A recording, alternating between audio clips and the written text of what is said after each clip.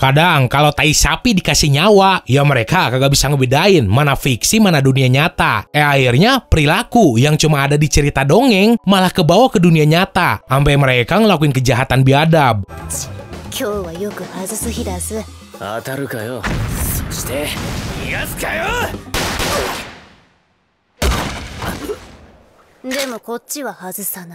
Beberapa dari kasus ini emang ada yang gak secara gamblang dijelasin keinspirasi dari anime atau manga apa. Tapi yang jelas lu sendiri nanti pasti bisa ngenilai sumbernya emang dari anime ataupun manga.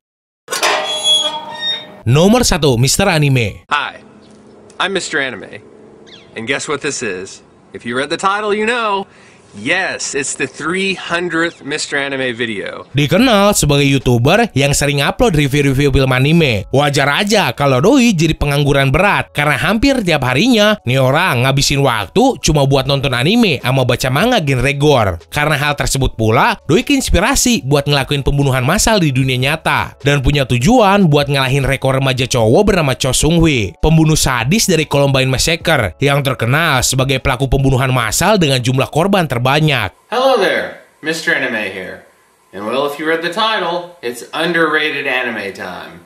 And I got a lot of great responses on my overrated anime video. Untungnya rencana kejam Nino Lab keburu keungkap setelah kepolisian berhasil nangkep tuh orang pas udah ngebunuh kedua orang tua sama satu saudara kandungnya. Doi kepaksa ngabisin nyawa mereka karena ayahnya itu kagak sengaja tahu kalau anak tersebut bakal ngelakuin aksi pembunuhan massal. Si Nino Lab ini kepergok pas lagi nyiapin senjata AK-47, shotgun sama MP5. Now I'm gonna knock his dumbass dog-eared head in with this wrench. I'm gonna keep this right there in case he comes in and tries to fuck with me. So any ass should bring your Tetsaiga, cause I got a wrench. Keduanya sempat adu mulut dan babenya itu berniat ngelaporin rencana jahat si Nolep ke polisi. Sampai akhirnya mereka gelut dan bikin si Mr. Anime ngebunuh babenya sendiri. Ngerasa gak mau ada saksi mata, orang gila bernama asli Eric ini pun akhirnya ngebredel emak sama saudara kandungnya. Sekarang Nolep Edan tersebut ngejalanin hukuman seumur hidup sejak Agustus 2012. You guys exposing me for my drunkenness? Nomor 2, Akatsuki 2018. Shinra Tensei.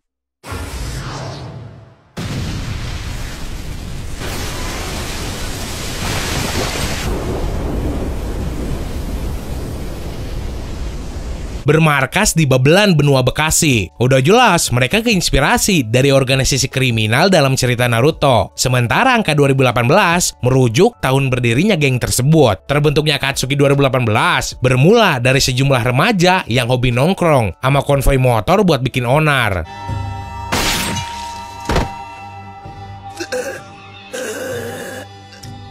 Orochimaru, omae no ikanaru jutsu mo untungnya Polres Metro Bekasi Kota berhasil nangkepin 7 orang anggotanya. Dalam penangkapan itu, polisi berhasil ngamanin 4 biji motor, termasuk 2 bilah senjata tajam berupa celurit. Perkiraan polisi sendiri sih, Akatsuki 2018 punya anggota yang lumayan banyak. Sejauh ini hasil interogasi awal cuma sekitar 10 orang yang masih aktif. Anggota geng ini sendiri kagak cuma pemuda di bawah umur yang statusnya masih pelajar, tapi ada juga yang usianya di atas 20 tahun. Gak cuma doyan begal sama maling, Akatsuki 2018 juga sering tawuran sama kelompok lain.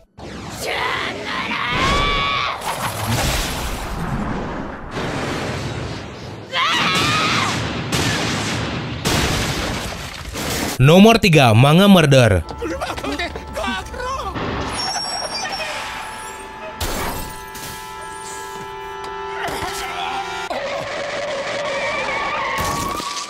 Adalah kasus pembunuhan yang dalangnya psikopat asal Belgia yang terjadi pada tahun 2007. Nama kasusnya sendiri diciptain sama media Belgia. Soalnya ada hubungannya sama catatan yang tergeletak di dekat korban. Di catatan itu tertulis kalimat Watashi wa Kirades. Yang yap, kalimat itu tuh referensi dari anime Death Note. Si Light Yagami alias tokoh utama di ceritanya sering makin nama samaran Kira pas ngelakuin aksinya. Kasus ini juga sampai narik perhatian media Jepang.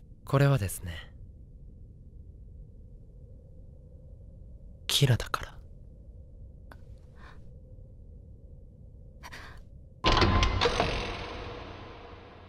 Pada 28 September 2007, sekitar pukul 18 waktu setempat, 2 orang pendaki nemu ada mayat yang dimutilasi di Taman Duden di kota Saint Gilles, Belgia. Polisi juga sempat kesulitan pas mengidentifikasi korban karena banyak bagian tubuh yang hilang. Beberapa detektif yang turun tangan ikut penyelidikan tersebut juga ngerasa khawatir. Mereka berurusan sama pembunuh berantai karena potongan pada tubuh si korban rapi banget sama lurus. Itu tandanya pelaku sebelumnya juga udah pernah ngelakuin hal tersebut beberapa kali.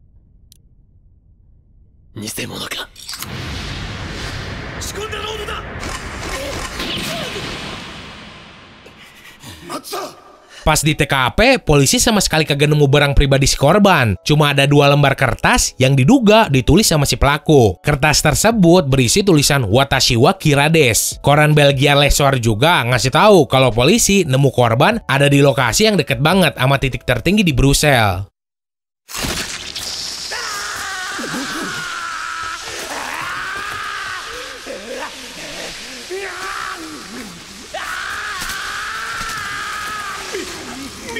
Pada Juni 2013, koran Le Soir bikin artikel baru yang isinya nerangin kalau polisi federal Belgia berhasil nangkep 4 orang yang diduga jadi pelakunya. 2 tersangka bernama Sidi Mohamed Adir sama Abdesamad Azmi. Mereka dijatuhi hukuman 20 tahun penjara setelah ngaku sendiri ke pihak berwajib. Sementara tersangka lainnya bernama Zakaria Benaisa. 2 orang kabur setelah muncul sekali di pengadilan, tapi berhasil ditangkap lagi di Gabon pada 15 Mei 2016. Terus dipindahin ke Belgia buat ngejalanin hukuman 23 tahun penjara. Nah, kalau yang satu lagi mah bukan tersangka, melainkan saksi yang kebetulan ada di tempat kejadian.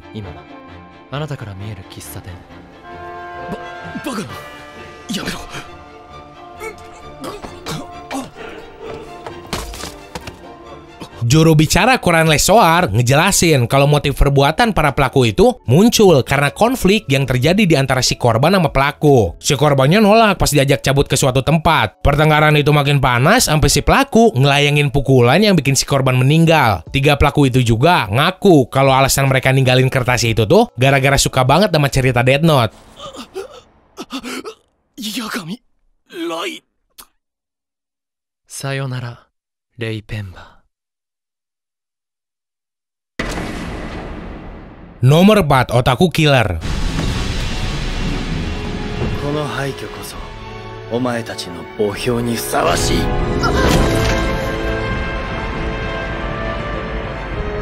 Kasus paling biadab dan mengerikan. Tsutomu Miyazaki, seorang iblis berwujud manusia yang udah ngelakuin banyak kasus pembunuhan, pedofilia, nekrofilia, pemerkosaan, bahkan sampai jadi kanibal. Sedari kecil, orang ini tuh sering ngebaca manga genre thriller, terus ngoleksi anime hentai. Yang kemudian pada masa remaja, tuh orang sering banget nonton video porno ilegal anak di bawah umur. Terus gilanya doi terbukti udah ngebunuh 4 orang anak kecil yang masih berusia 4-5 tahun dengan cara dicekek, terus dilecehin, dipotong kedua tangan sama kakinya, dibakar sisa bagian tubuhnya, dicabulin, dimutilasi, dimakan, diminum darahnya, terus sisa potongan tubuhnya yang lain dibuang ke lokasi berbeda. Arigatou, oshiete kurete.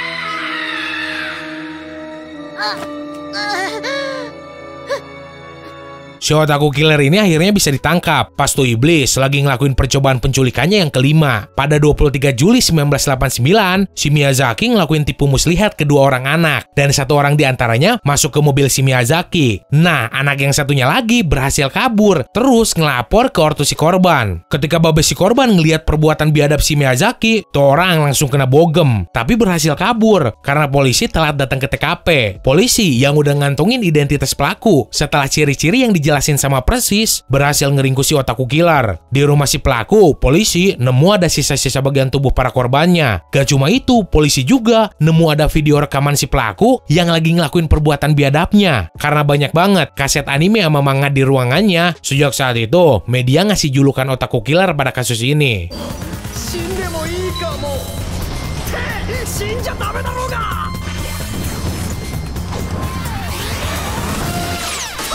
Oke, segitu aja buat hari ini. Seandainya lo pengen request, jangan lupa pakai kata request di awalannya, supaya nanti gue gampang nyari komenan lu nya. Nah, buat lo yang belum subscribe ke Distrik Anime, silakan lo bisa langsung tampar aja tombol subsnya. Karena kalau gitu kan, gue juga jadi makin semangat bikin videonya lagi. So, semoga lo enjoy dan bisa nambah informasi lo seputar dunia animanga. Sekian dari gue, sorry kalau ada salah kata. Bye!